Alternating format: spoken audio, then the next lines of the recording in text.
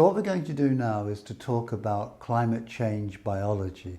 And this really deals with the way in which biological interactions can really amplify the effect of small changes in temperature and relative humidity.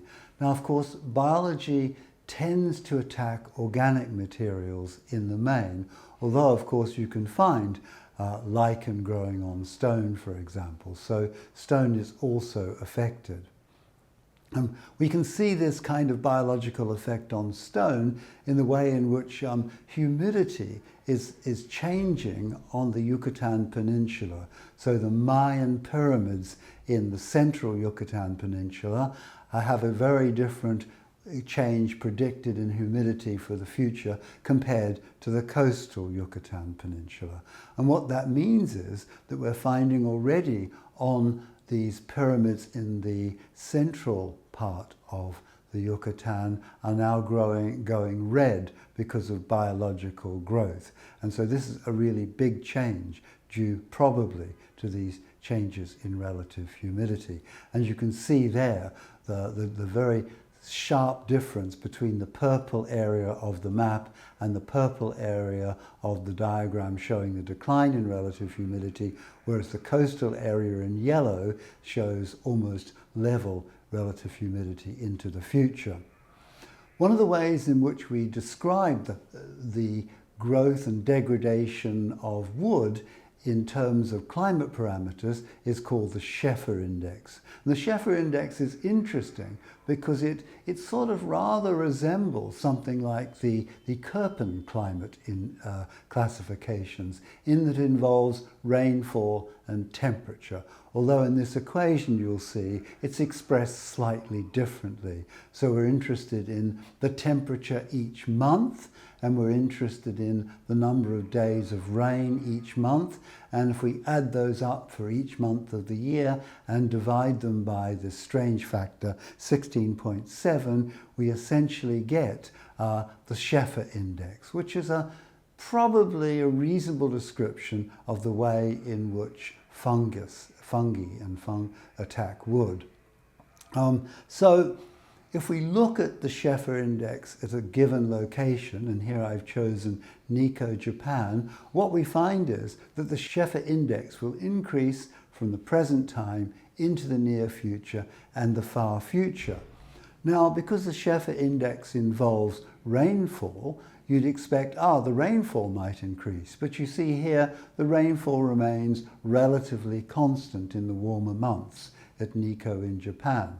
So what this means is it's a temperature increase that's really driving the Sheffer Index to increase, and therefore it's temperature that seems to be increasing fungal growth, or at least the degradation of wood. We can map the Sheffer Index out across the world, and what we can see is in most places it looks like the Sheffer Index will increase, so the potential threat to wood will increase in most places. Now, this is not surprising really, because temperature is likely to increase in most places, and in some of those places rainfall will increase.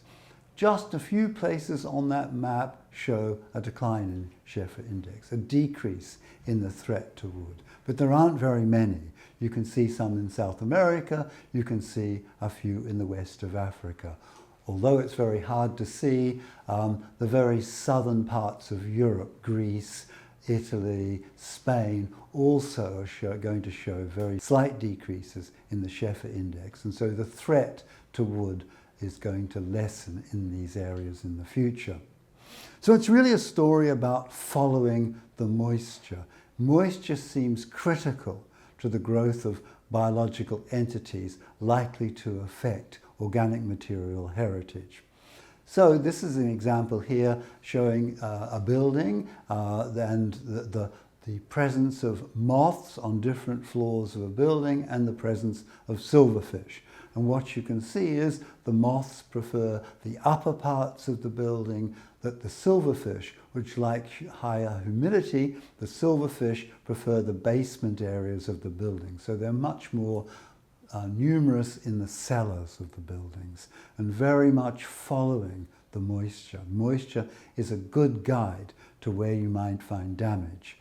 So we did a lot of work on insect damage at Yinsheng Pagoda in northern China. This is a very old pagoda, and it's the largest wooden pagoda in China. For many centuries, it was the tallest wooden structure in the world. If you go to this pagoda, there are some boreholes from insects that are very evident in the wood. They look to be quite old though, but there is extensive damage in places. The wood at this pagoda is relatively dry, typically around 8% water content in the wood. From the humidity at this location, the equilibrium would suggest you'd expect something more like 10.5. And we've found water content almost more useful to measure than measuring humidity. So it suggests that, there are special climate parameters that we need to consider that most meteorologists wouldn't use. So in heritage science, water content of material is pretty important because water is so important. The lower floors are actually wetter. So as rain comes onto the pagoda, it drains down across the building, and there's a slight increase in the water concentrations as you go down lower and lower in the building. It's a case again of following the water. There's evidence of concern about insects in the past. If you go around Yinsheng Pagoda, you can find these little bags of natural insecticide lying at various places, trying to kill insects that they worry about. In 2016, we placed traps between the floors of the pagoda and let them there for some time so we could collect insects and see what insects were present. Now, the local people argue that, well, there are birds around and the birds can eat the insects, so the birds are really good for the pagoda in that they eat the insects. But what we also found was there were lots of bird droppings inside the pagoda, and it was likely that these bird droppings would attract the insects.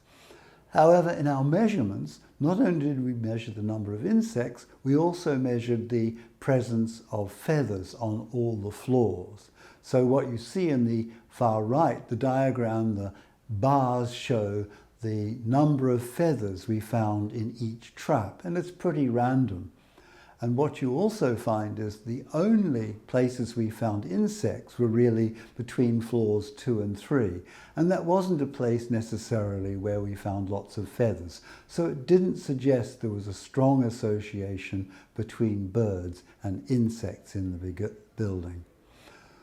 The water content was very dependent on the temperature of the pieces of wood, and the thick, dry supporting columns of the building were cooler than the posts. And we asked the question, well, which of these beams and which of these timbers were being attacked by insects?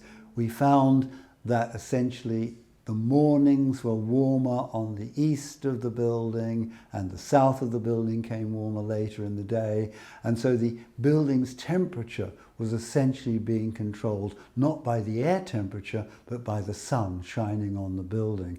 And so we could ask the question, would we expect the insect population to follow those kind of distributions that we'd find more in the east and the south?